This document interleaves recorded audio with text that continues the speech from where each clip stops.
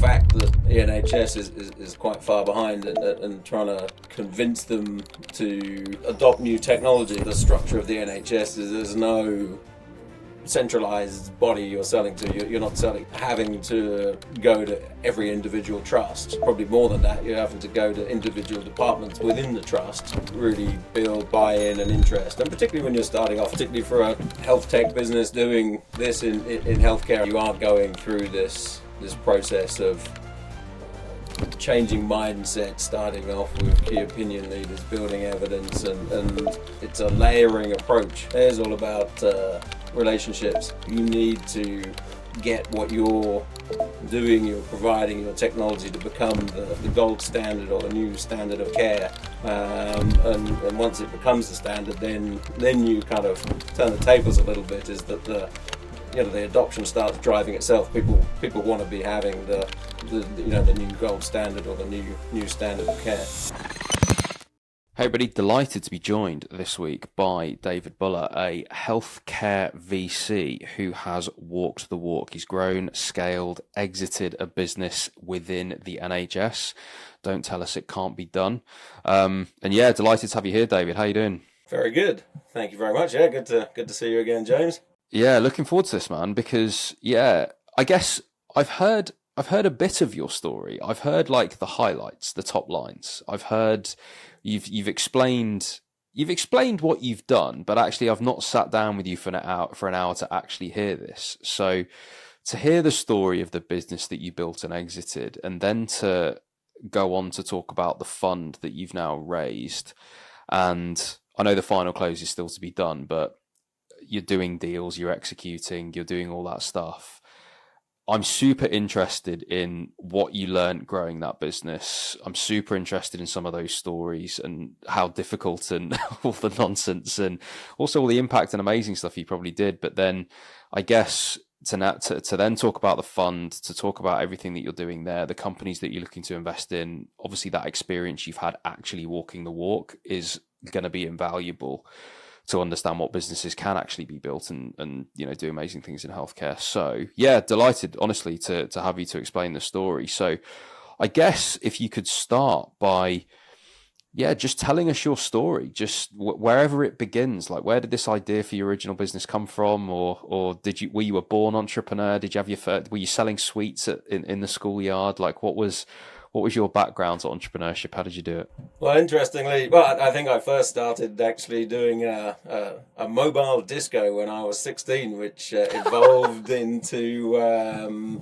get this, and it was called Fluid Grooves. Don't get a better name than that. That is amazing. That's amazing. But actually, that evolved into we were doing kind of club nights in our local town, and amazing. it was good. We were generating a couple of £1,000 a night, and wow. It was also when you're 16 years old that's good money at 16. Yeah, and but it was also a good lesson in how you can just get crushed overnight because another disco at another hotel had started off. And I was more in the centre of town. Anyway, kind of long story short, it basically finished us off overnight. So wow. it was a good early lesson in how you can just get completely crushed in an instant. Amazing. But you spotted an opportunity. You actually started a business. You sold something and took some money from people and built a thing. And man, good for you. At 16, that's pretty impressive. Well, thanks. Yeah, it was it was a good start, and then did it give you the thirst to do it again? Yeah, absolutely. Well, I think it also gave me the thirst to do it again, but also started that whole journey of realizing you have to get up from your knocks and that's true. Dust yourself off and start again. That's true. That's actually probably a difficult pill to swallow when you're 16, isn't it? Well, exactly. And it is tough, and then I think you get used to it over the course of time from different businesses. But it's not just whether businesses come and go, but I mean even within a business that sales. It doesn't matter whether you're raising funds or you're selling. You win some contracts, you lose some contracts. Same as fundraising for a fund is you win some LPs, you lose LPs. So I think and you'll lose more than you win, right? Probably. Yeah. But I always try and have this. I can't remember. Someone said it is that you need to get one LP. You need to have 99 no's. So every no is a contribution towards the yes. There's a bit of positive mindset there. And I guess for people that are listening that might not know or understand how VC works, just to let you know that when you're someone like David and you want to raise a VC fund, what you have to do is go to either very wealthy individuals or institutions, get them to invest money. They are called limited partners, so they invest their money into the fund. The people who then run the fund, like David, are often called the general partner or the general partners. They will contribute a little bit into the fund, but the idea is David is going to invest that money, that target close of 250 million, into a load of companies. The LPs will take their share back first, then they'll take the profit on the fund, and the general partners will also take a bit of profit from the fund as well. So that's broadly how VC works for people that haven't had that explainer before. And also a little bit of a management fee to keep the lights on and pay the bills and pay for the office costs, etc., is taken out of that. And again, I guess people, while I'm on this topic, for people that might not know it, you if you hear something called 2 and 20, that's generally the kind of baseline structure of a fund where you take a 2% management fee and you take 20%. Well, in fact, David, you can explain what's the structure of your fund going to be? Are you going to be evergreen? Are you going to be 2 and 20? What's it going to be? Yeah. No, I mean, this is a fixed term fund. We have 8-year fixed term with 2 1-year extensions possible. So the idea is that you give the limited partners a fixed investment term by which time it is related to the expected life cycle of the investments that we get into.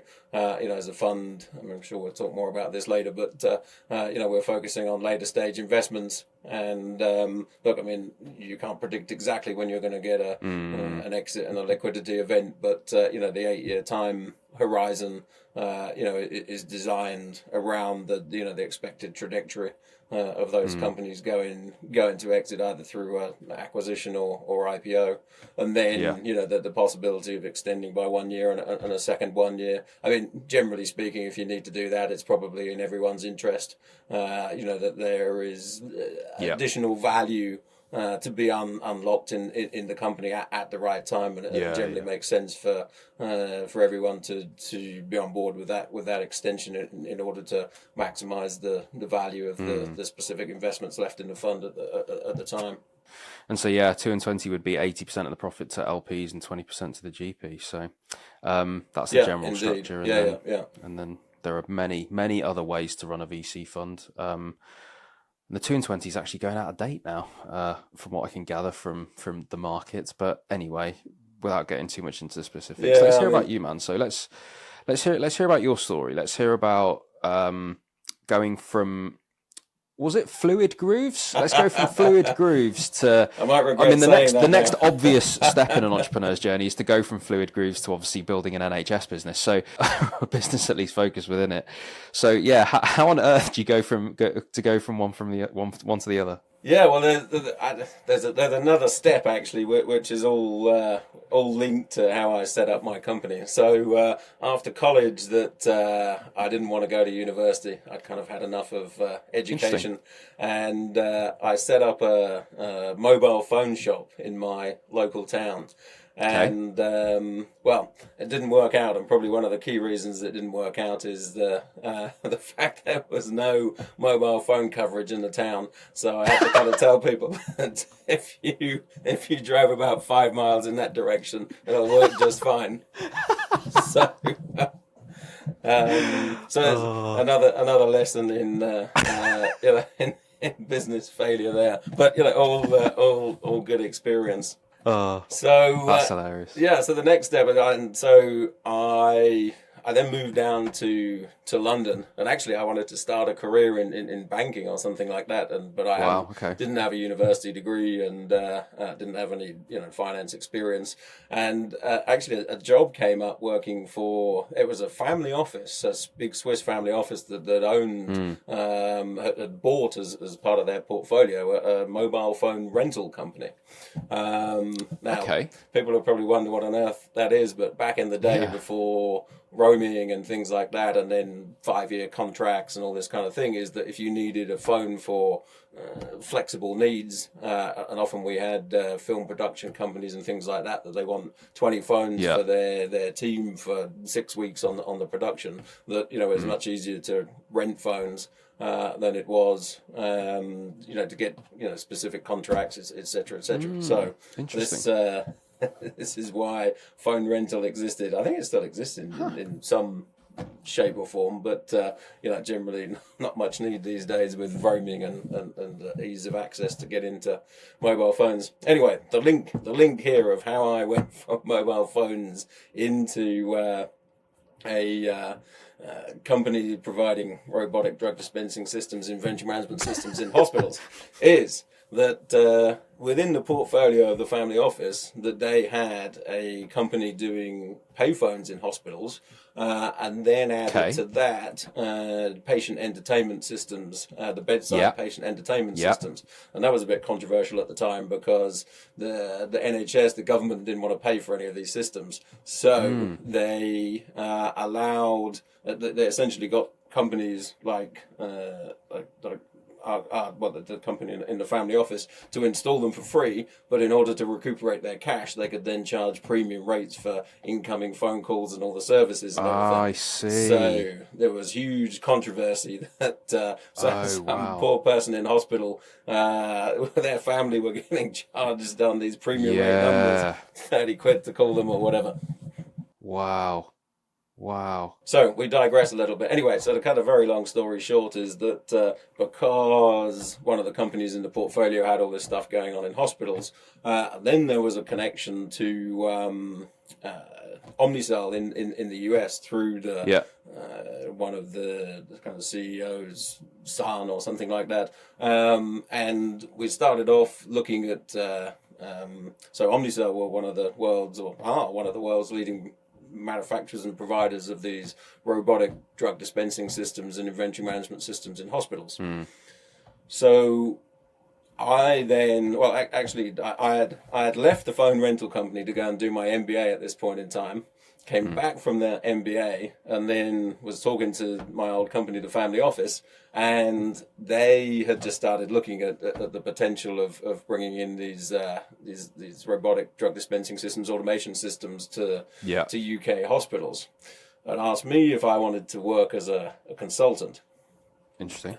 And then then to cut a long story short is that during this consultancy project that the big family office imploded, and my consultancy job and everything went with it. So yes, but then I thought, well, look, I'm halfway through looking at this and potentially setting this up in the UK. I'm just gonna carry on. I'm already kind of halfway into this, and I'm owed a lot of money, and so either I carry it on or it doesn't happen. Wow. Who owned the company at that point then? The family office themselves? There wasn't actually a company at this point in time. So the payphone and the patient entertainment systems was like a separate entity. So we were in the process of looking at the potential of setting up a new company for these robotic drug dispensing systems. So how does it work then when the company didn't exist? You were kind of consulting to, I guess, set this up, and did you just grasp the reins then? You're just like, well, hold on a minute, I might as well just do this myself, and actually there's IP knocking around which I'll just take, and I'll just start this company because it's a good idea. Is that kind of how it works? Yeah, absolutely. I mean, we were Yeah, at that stage where nothing really existed, and so it's kind of, yeah. I mean, it was Yeah. take the reins and get on with it. I mean, actually, I was winging it a little bit because Well, I was going to say, because where's your formal CEO training, or like at this point, or like any of that sort of stuff, or hey, I was running a disco when I was 16. You know, that was what more of course, do you how need? could I forget Fluid Grooves? How could I forget? No, so and I was also winging it as well because one of our key suppliers was Omnicell, who, well, we'll go on to here, Yeah. eventually bought the company. But at the time, I think that they were probably under the impression that this was still rather connected with the big family office and everything like that. So I was just kind of winging it, really, that I was setting this thing up on my own. And managed to convince them, and got ultimately, to cut a long story short, is set up the company. Got several meetings with UK NHS hospitals. Ultimately, got a distribution agreement for exclusivity in the UK, and then build everything from there, really. Yeah. Which sounds incredibly straightforward, and I'm fully aware that it's absolutely not. So Yeah. I think this is quite important then. So what exactly was the product? What was the value proposition to NHS organisations? And a big question that needs an answer: how did you scale it? The product and the value proposition was really two things. I mean, well, essentially a collection of systems to manage all the medicines and supplies in a hospital, and Yeah. it's one of those things that people probably don't think is a problem, and it actually is a big problem. When essentially in a hospital, the medicines and supplies are the second or third biggest expenditure of any hospital, behind estates and staff, and people don't realise that. You know, in a typical big NHS trust, it can be like 100 to 200 million a year spent on supplies and medications. Yeah, it's huge. Yeah, of course. When you add it all, yeah. So, and you know, Wow. if you think on the clinical supplies that you have, syringes and bandages, but on the other end, you've got pacemakers, implantable defibrillators that are 10, 20, 30 grand each.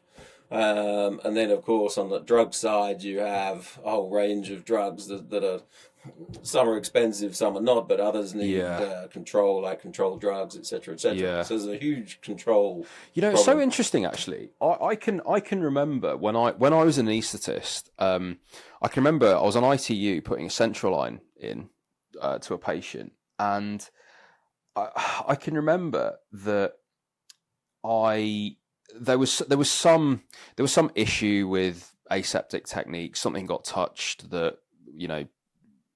Anyway, that tray needed to just be put in the bin, and we had to just get a new tray out of the central line kit. And it just, I guess I was later down the line in my training at that point, and it was only really at that point, because it all completely went to waste. It's not as if we tried to put it in and it failed and we needed another one or anything like that.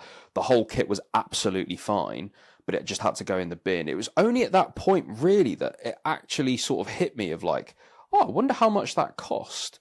And then it just sent me down a rabbit hole of like, because obviously just the way I was minded at the time and doing like business cases, all the rest of it, like a lot of quality improvement projects, it then did just send me down a rabbit hole of like, hold on a minute. I think like clinicians just won't realise this, that often we're so flippant with how we treat this sort of stuff, or look, we need a new thing, or like blah blah blah. And actually, it made me think, and I never actually did the quality improvement project in the end, but it made me think, like, I wonder if you just educated everyone in the hospital on how much things cost, whether it would reduce things. And then I thought, well, actually, people in the hospital have got enough to worry about without having to worry about that as well. Like, at the end of the day, if they accidentally touch a cannula, it's not the end of the world that a cannula goes in the bin. But then I was like, yeah, but on the other side, like, maybe it is, like, if you add it up across everything. But anyway, it never ended up going through with it. But my point being, it is a cost on the P&L that I honestly hadn't appreciated was so large that, but then again, you know, stuff that gets touched accidentally is probably an incredibly small portion of that. But clearly, you're absolutely right. Like, huge cost, and therefore a huge amount of attention, and therefore I imagine when the finance directors get an email that's like, hold on a minute, I can drop your costs of X by Y, they probably actually reply to you. No, exactly. I mean, it's funny when you say you're an anaesthetist there and thinking about this is that I always remember one story though, and this is all about kind of change management and mindsets, is that we were putting the first systems in one hospital and some in the anaesthetic room, and an anaesthetist was getting pretty annoyed that we were putting this stuff in there. It's like, why are you making my life more difficult? You're just getting in the way. I've got important things to do. Why are you doing, Yeah. And but there's just, I mean, partly it's a bit old school kind of pre-technology mindset, but also it is to that point you were making there, is that people don't understand. For them it's like a few bits and pieces. Is like, I need them for my job. Is like, but when you look at it at a big level, there's 100, 200 million spent on this, and there's virtually no tracking control of any of this stuff across the hospital. Once it comes in the back door of the hospital, from an inventory management perspective, literally no one's got an idea what happens to it at all. And this is the problem. So you have no control. Out of interest, what was it in the anaesthetic rooms? Because I can remember that our hospital trialled like a barcode system at some point where the drugs were labelled with a barcode and then you had to scan it, and it ended up being a bit too laborious and they couldn't actually get people to do it, because you're absolutely right, it became about change management. So is that kind of what you were doing? Yeah, so the systems were essentially more like a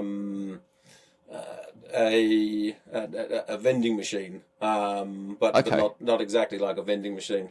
A lot of my friends joke that I used to sell fridges because they looked a bit like the kind of Coca-Cola fridges with glass doors. But essentially, I mean, they were in various different forms of like a computerized cupboard, but anything that whatever form they were in, essentially you had to log in with fingerprint ID and then select the patient you were taking it for, and then you would go on and access the drugs or I've supplies. used one. I locumed for a bit.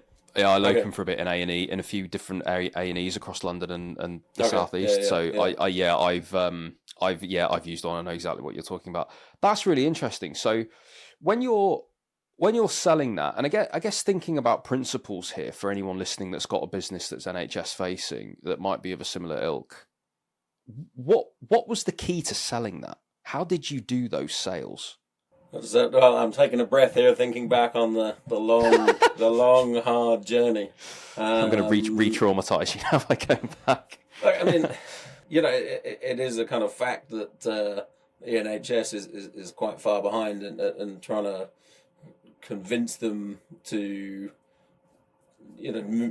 adopt new technology. I mean, first I'd say like healthcare is far behind, in as much that these kind of systems were commonplace in industry 50 years before, but then they were pretty commonplace in healthcare in the US, for example, 25 years before. So I think healthcare and then the NHS is particularly slow, and then. So but it really is this new technology. The problem is as well is that the structure of the NHS is there's no centralized body you're selling to. You're not selling, so you are having to go to every individual trust, and probably more than that, you're having to go to individual departments within the trust to really build buy-in and interest, and particularly when you're starting off. I mean, look, some of this is not just about the NHS; it's about bringing in new technology anywhere. Full stop. You have to get the key opinion leaders. You have to build evidence, case studies, etc. So you really have to build it from the ground up. So I think that not to be all about knocking the NHS, because the reality is, if you could bring in a new technology into any industry, and if we want to give a message to anyone listening, that it's a battle. People don't just kind of change what they're doing overnight, and the legacy systems and processes and mindsets and everything like that. And you also have people's job roles. I mean, for example, entire, I don't know about sort of departments, but you had people dedicated to managing stock in the operating room and things like that. And I mean that also points to some of the madness of it. You had, for example, in theatres, what was commonplace is that one of the more senior nurses was responsible for managing the stock. And so you've got that hugely qualified person that's spending their time managing stock that then is not particularly qualified or focused on managing stock. And if you look at the stock in an operating room, for example, or in the storeroom there, some of those examples earlier, whether they're defibrillators or orthopedic implants, I mean, these things are running at hundreds, if not thousands each, and the total stock in there can be several million. And this requires proper inventory management, but you've got a nurse doing it on the side as a kind of part-time role. It's crazy.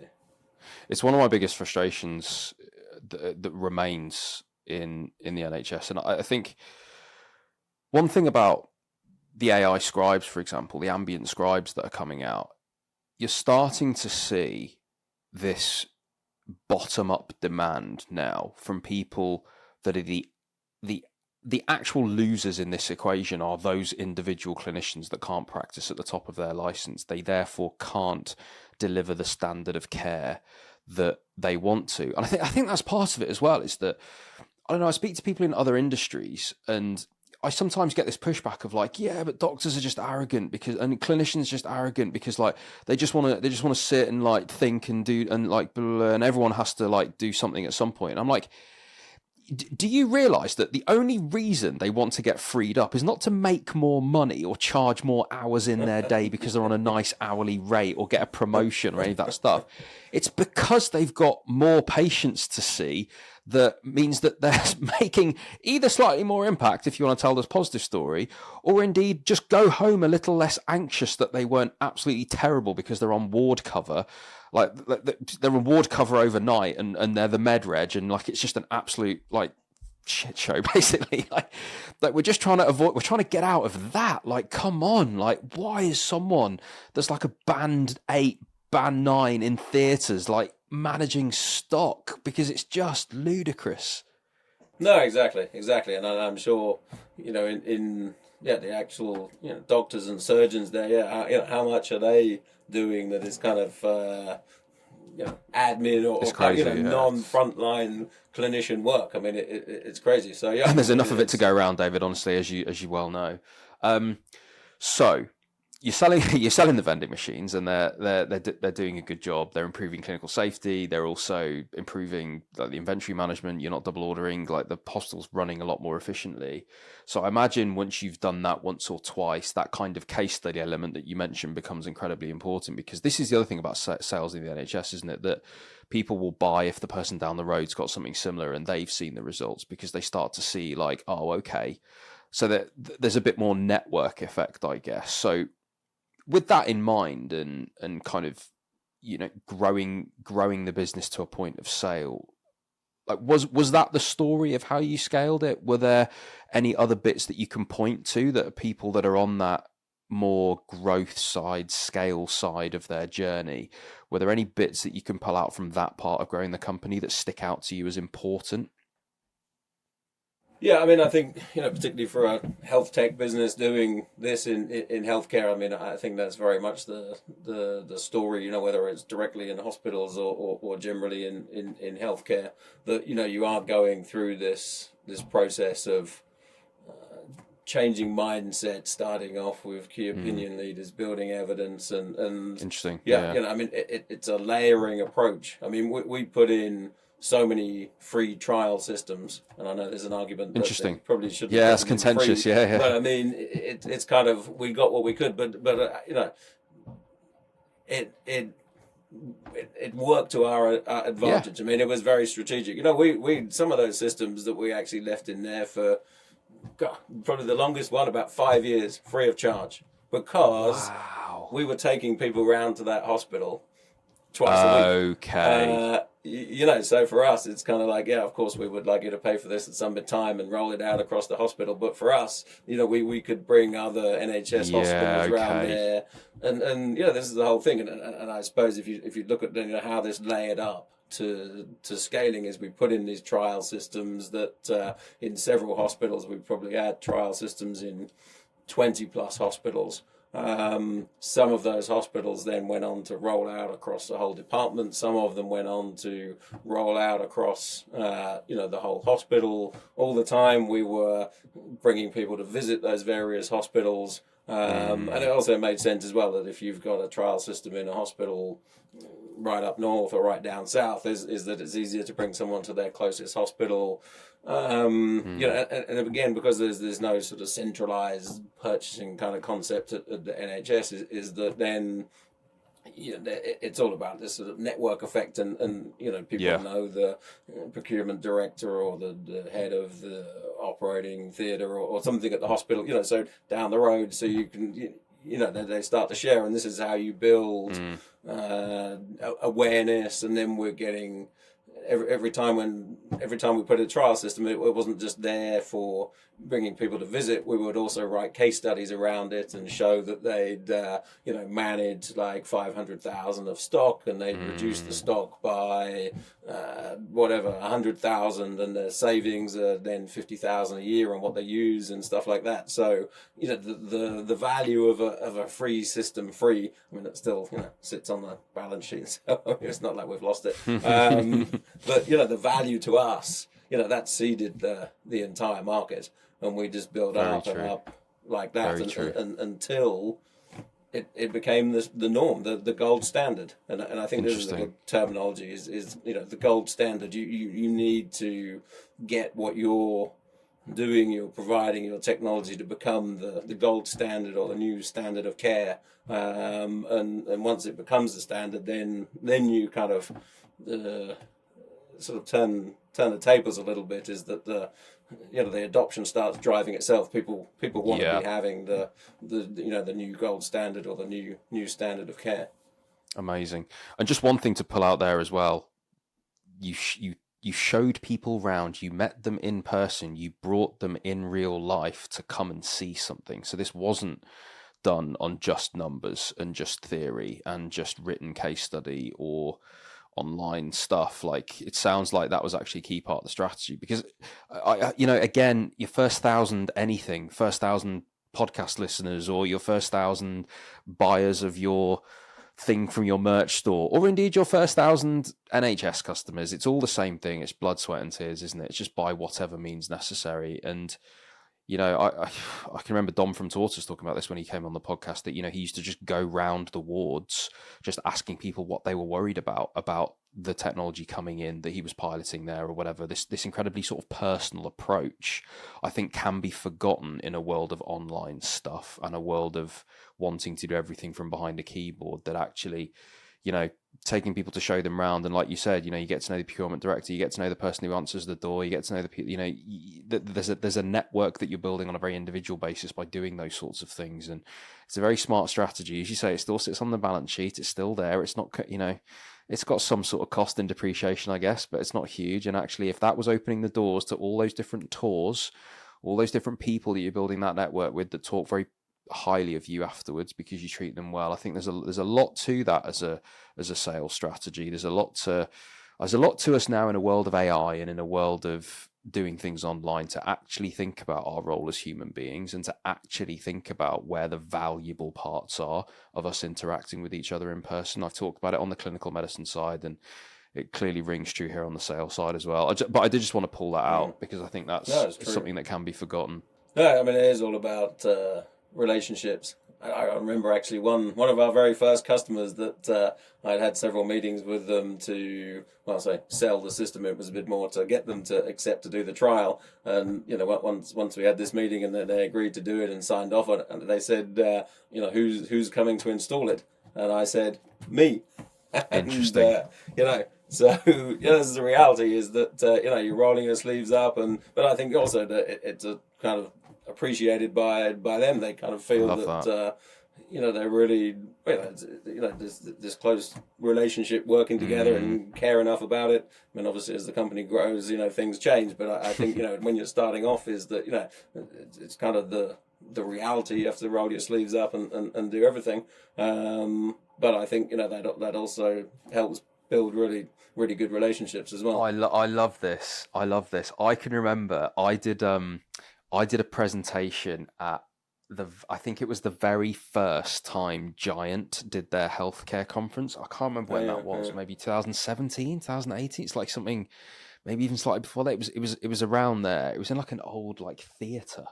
And I can remember I wrote this presentation on like how to sell to the NHS, because I was at the Digital Health London Accelerator at the time, and one of my slides was a chicken and an egg, and then just two arrows going from one to the other and one to the other, and just saying that in the NHS there's a challenge that you will all have, which is there's a huge chicken egg between getting an evidence and getting a trial, because to get a trial you need evidence, and to get evidence you need a trial. And then this thing that then broke that apart was the word relationships.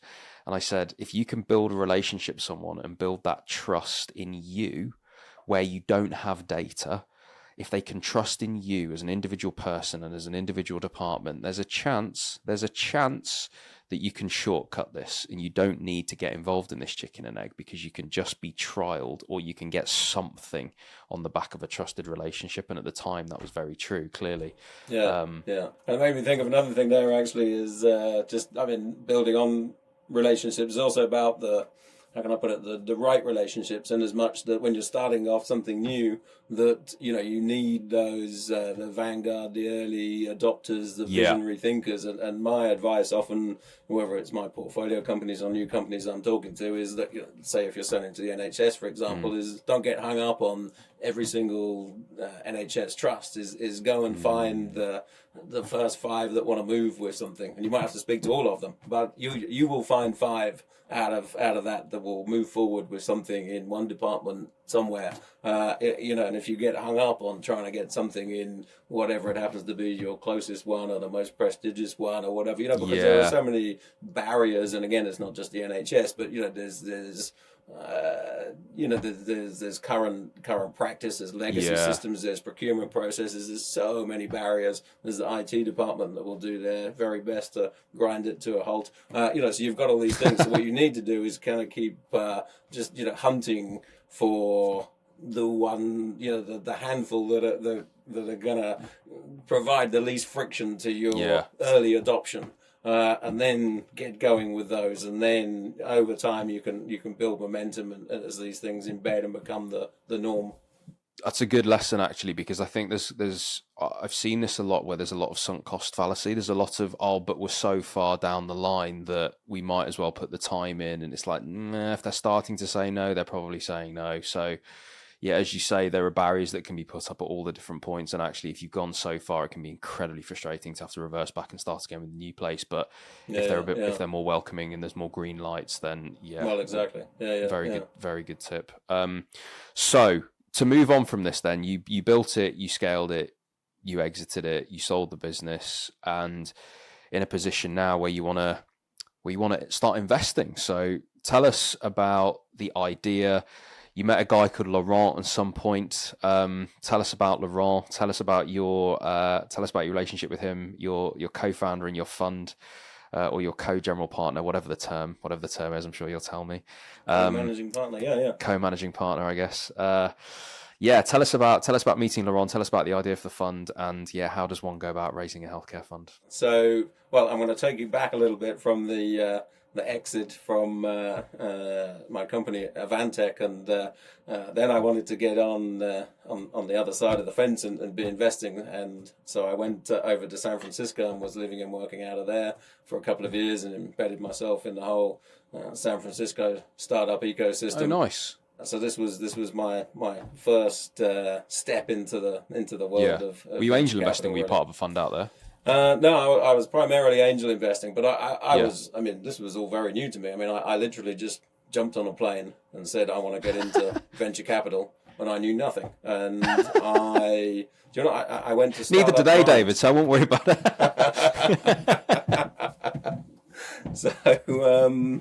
I literally just went to this startup grind conference, I think in Redwood City was my first stop, and it was good in as much that particularly when I was totally green to the whole thing, that it was a good conference in as much that you really got a kind of sense of the whole ecosystem and the VCs and the startups and the accelerators.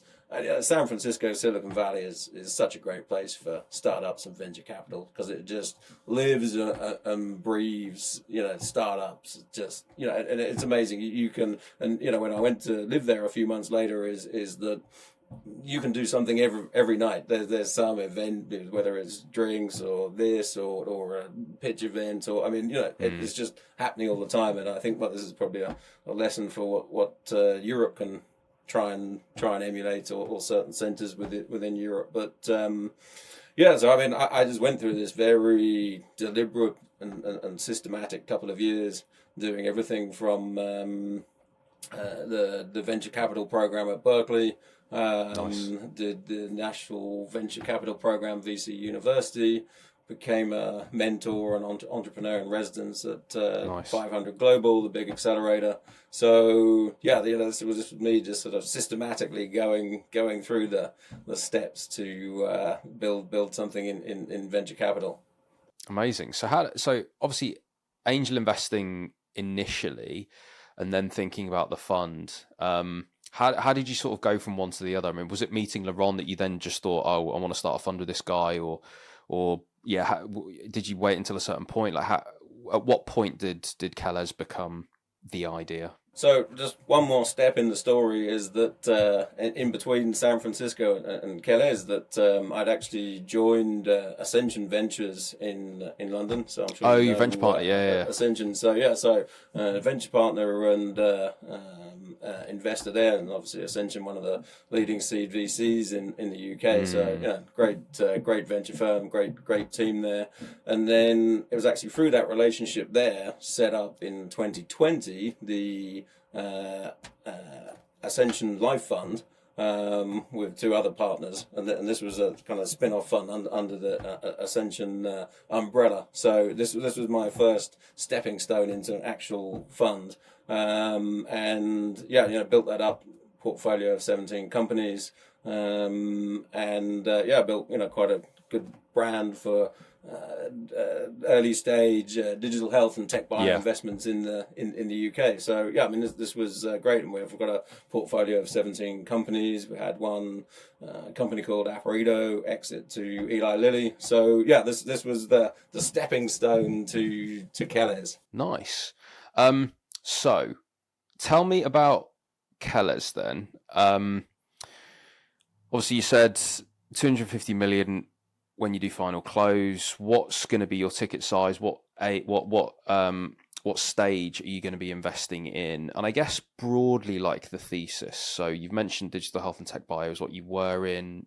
Are you being broad? Are you focusing down? Talk to me about that stuff. So just set the scene, connecting with Laurent, that after the Ascension Life Fund, wanted to build a bigger fund, a later stage fund, sort of the growth stages where the funding gap was, and also something more European wide. I think in reality, to have the depth of deal flow, the UK, even though it's one of the leading places in Europe for life science and healthcare startups, is that really to have that breadth of deal flow, you need to be operating right across Europe. And then it was rather serendipitous, really, meeting Laurent and Laurent van den Berg, who is my fellow managing partner in the fund. He, after a long career in pharma with Abbott and then most recently the chief strategy officer of Sanofi, he had just left Sanofi wanting to set up a venture fund and had just set up KELES. And it was a serendipitous meeting that we both had exactly the same vision and both in a position to totally commit and focus on this and build it. So that was the inception.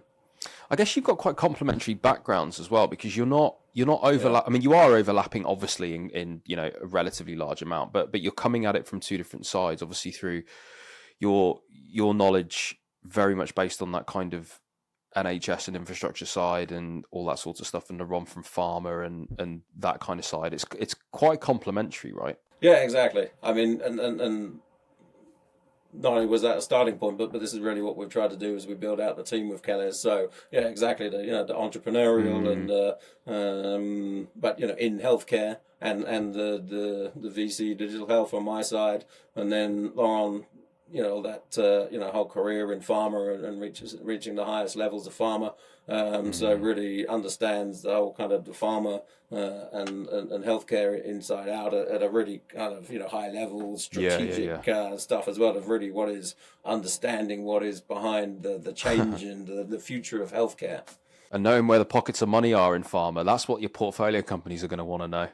No, exactly. Well, I mean, but this is I suppose as we get on and talk about the thesis, that this is an important thing, because we haven't just picked the investment thesis for KELES for the fun of it. It was very systematically built up from where is the need and the opportunity in the market. So the areas we're focusing on, we've got kind of three main pillars. One is under what we call new R&D models, which is things like AI drug discovery, digitized clinical trials, and various different applications, platforms that fall under that, and then some new tech drug manufacturing. Then the second pillar is under what we have diagnostics, and there we have AI diagnostics, AI imaging, and digital medtech. And then the third pillar we have as patient care, which is platforms and technologies in acute care, chronic care, and aging care. So, a generalist investor would call that quite niche. You're actually covering quite a lot in health tech, which is ideal, because you're going across. You can see how it kind of relates to both of your sides of the table. Actually, like you started with Laurent's side of the table, and then it comes to yours latterly as you go through your diagnostics, then into patient care. It's really nice how you're able to have a single fund that can plot what is essentially the journey through someone's healthcare as well, which is really interesting. So I've got two questions. The first one, and sorry if you can hear my baby crying in the background, but my first question is, a guy called I think it was David Fogel, said to me once that a good VC does three things. They scout them, they select them, and they support them, and they have to be very good at those three things. So, how are you doing those things? I imagine you're both for scouting. I imagine you're both very well connected. I imagine you're plugged in to a lot of ecosystems and you know a lot of people to scout them. But obviously, as a VC, unique deal flow becomes incredibly important, because that's what's going to set you apart. So this is going to turn into a bit of a Viva now. So how are you?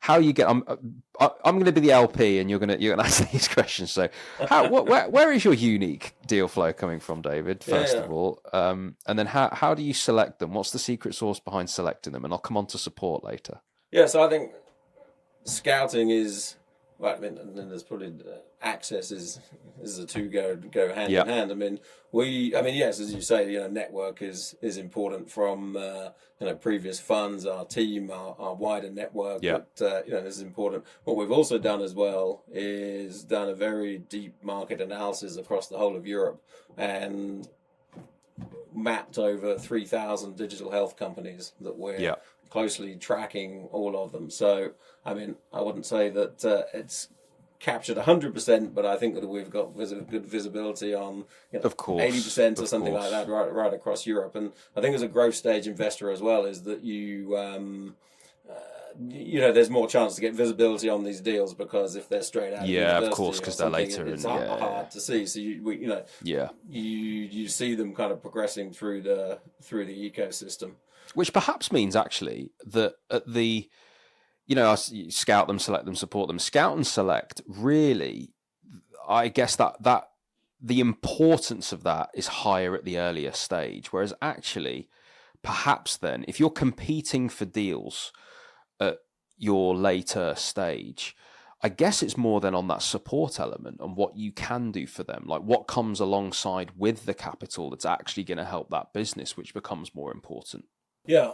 Well, I think so. There's a couple of things there. I think just one in terms of the scouting and the access is that as a growth stage fund, that one of the reasons for selecting growth stage is that there's a big funding gap, and therefore an opportunity, particularly for a dedicated digital health fund, is that there isn't really another digital health fund that's dedicated to digital health with an expert team investing at growth stage across Europe. So it's a real gap in the market. So the hypothesis there being that currently there are good companies that just don't get funded because the capital isn't available. Yes, or they're getting funded from the US. So I think something like 40% of growth stage companies in Europe get funding from the US, and this is certainly with European governments is a big issue that we've been trying to tackle. So that that's a key thing, and then so in terms of not only visibility and access to deals, is that a lot of our funnel comes from other VCs, because they're investing at seed stage, Series A, but they, maybe apart from their pro rata or something like that, they don't have the capacity or the mandate to write, lead checks at Series B. So, it's in some respects, you almost kind of get the pick of the bunch, because these earlier stage VCs, which are the kind of predominant, VCs, and they're incentivized to put them on your radar, of course. Exactly. Yeah. And then we come to the second bit, which is so why do they want to take our money? And this comes back to our expertise, and I have to say in terms of the doors that have opened with other VCs or companies that will talk to us even before their fundraising, has been really quite an immense response, and that is in a way it's been quite deliberate that we've put together a team that as we were talking about before, has got that health tech experience, the entrepreneur experience, the VC, the big pharma experience, the doing the big pharma M&A, but the team goes beyond that as well. That our other partner Mark is run a 120 million biotech fund, that we've got other people on the team that have done all sorts of things across biotech and digital health venture. We've got advisors. It's so if for any company that we're looking at, that if they look at us and see the team that we have and the value we can bring them, in terms of everything from the kind of story of an advice how to scale, like we were talking about earlier, or that getting into new countries like the US, and also the ability to support them all the way through to exit.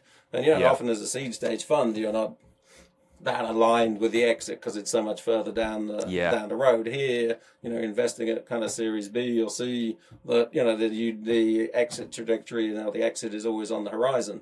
So bringing that expertise as well, and whether it's like Laurent has worked on transactions, M&A transactions, big pharma up to several billion. We have connections across PE, some of the big medtech, et cetera, et cetera. So we're aligned with that exit journey from the beginning, and so all this value is what we add. Amazing. And on the selection piece, so what is it exactly that you look for? And normally, because I tend to talk to earlier stage VCs on this podcast, so it tends to be the same thing of like, we look at the team, we look at the strength of the team. We don't care about the idea, we don't care about the business, we don't care about what the business is doing really. It's all about the team. And sometimes it's just like, I don't know, just fancied it. And like, that's a completely reasonable thing to say at seed stage investing, of just like, and you'll know from your angel investing, of just like, I just spoke to them once and just sort of fancied it, just felt like it was fine. Don't know, can't really put my... You can't really say that when you've got a 250 million fund and you're putting in tens of millions, and you've got to surely be... Like, data starts to creep in, and the sector that they're in, and the opportunity, and how you analyse that, and all that sort of stuff. So what goes into that for you guys? Like, how do you crunch that, and how much is it team now versus data and finances and academically figuring out opportunity? What's the story there? I mean, the team one is always interesting, because I think a lot of people like to like a lot of sound bites that, I mean, it's an easy thing to say. It's like the team, and I think that and they're like, okay, and I think often what people mean when the perfect team is a team that's so amazing that if anything ever goes wrong, they're so good that they'll just churn out what we product hear, after product, and the real world is different from that. If you can find these perfect people, I mean, in reality, the world is not perfect, and you need to be smart about this stuff, and it's about looking at the team. Of course, you want to make sure that they have the right capabilities, but when we're kind of looking at a company, we're also looking at them. What are the gaps in the team, or is the CEO going to be the CEO that's going to take it on to be a $1 billion company and exit? And it's not necessarily a red flag. I think that the biggest thing with the CEO is that you align on these challenges and the journey ahead. So where it's a problem is if you've got a CEO that really is not capable of leading that company as a $1 billion company, but thinks they are. Interesting. Whereas where you think you feel you have much more alignment with the team and the CEO is where there's a much more open discussion of kind of, I'm much more scientific, for example. There is a point in time where I think that I would like to take the kind of CSO role and someone else would like to do this. I mean, some people are totally capable of doing the whole thing from start to finish, but it's more about kind of just, being aware. And then look at, where are the gaps? And I think particularly where we invest at this kind of scale inflection point, that they... And of course, we're investing in deep tech, scientific technology. So there's a history of scientific technological development that that's been a core of the journey of the company. That they've just started on their journey of commercialization, and have probably got it embedded in one country, one healthcare system, or something like that, and are looking to scale beyond that. So. That it is at this inflection point. It is about working together, and this comes back to the point of what do we add as a team, because it's not just like, oh, are you any good? Yes, no. Here's the check. Yes, no. It's kind of how do we build this relationship together and share ideas and share the vision and then support you to do that. Yeah, it seems a lot more about alignment than from the sounds of things. Yeah. No, exactly. And then I think back to your question on, again, the probably more the number crunching of what we're looking for here. I mean, as a, there is a difference as a growth stage fund, as a seed stage fund is that there's absolutely none of that at seed stage. So it's just like, here's an idea. It might work. Okay, cool. No, exactly. What university did you go to? Yeah, fine. Here you go. No, indeed, and very much the bet is this technology going to be successful? And then there's a wide range of what success can be. Whereas when we're investing at growth stage is that, it's already proven that, its efficacy, its product market fit. Now we're looking at kind of scale to exit. And here we're really getting into, it's almost a bit more like kind of public market analysis. Yeah, kind of okay, thing. interesting. Is that because... this is the trajectory. So we're actually very much looking at, okay, what is, because there's probably, 1 or 2 funding rounds and 3 to 5 years to exit. So when we start to look at a company, we need to go, okay, where are you at now? What does it take to achieve this exact, or this revenue window that we would need for exit in these timescales with these margins and this growth? Okay. Which markets do we need to go in to do that? What is the, so, I mean, it's a much more systematic analysis that is really geared up towards that exit trajectory. And I suppose, who is the buyer? What is that buyer going to want? What sort of deal are they going to want to do? How do we optimize for the deal that we actually want? Like, all of these things become exactly quite important, which is building a company. Totally different skill set, because you're quite right. Early stage investing, you're just not even thinking about that at all. You're just like, this seems fine, good idea, good team. This will go somewhere, etc. I mean, you're starting to frame the exit opportunities at to know that there could be an acquarer that would do something like that. But, then it is different at growth stages. You're making sure who could it be and what does it need to look like exactly for them to acquire it. So for people listening that you've piqued their interest, what check sizes are you going to do? Or are you doing? What's the range that you're doing deals on currently, and at what stage exactly will you look at? So, I mean, we're typically looking at Series B, but some Series A, some Series C. I think for us, it's more about what is underneath that, and as we said, or as I said before, it's like it's a scale inflection point. So something is already in market, some revenue is already being generated, technology is proven, some level of adoption is proven, and then it's like how does this scale? Typically globally or across Europe, or so we're looking at kind of expanding into new markets, into new use cases, new disease areas. This is kind of where we're looking at that scale. So and the check size are typically between 8 to 30 million euros. Okay, I know that you're doing deals, and just for any LPs that might be listening, is there room to get in before the close?